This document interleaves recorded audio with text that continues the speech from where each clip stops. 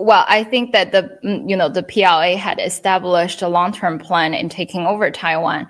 But within the whistleblowers movement, Mao's actually did a lot to protect Taiwan, especially last year in the summer, that Mao's released a series of classified red title documents indicating the PLA's setup in communication centers, fiber cables, lines and strategies about the Chinese Communist Party. These documents were served primarily and solely for protecting Taiwan.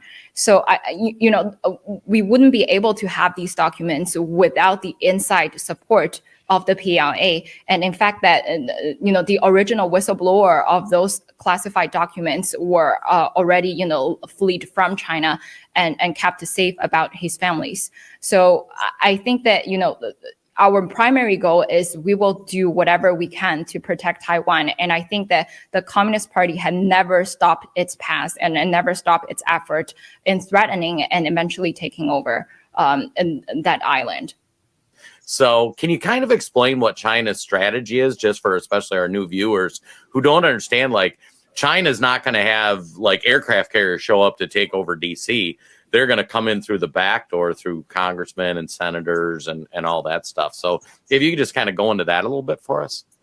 Right, Jason. I think for Taiwan, that Mao's had mentioned a couple times that the infiltration or the threatening wasn't just coming from out of the military perspective, that the Chinese Communist Party would make bets on who would be the next president of Taiwan. And this is primarily, because that the CCP has lots of dark histories of the Taiwan, election candidates, that basically that, the candidates from the Taiwan election was almost CCP made.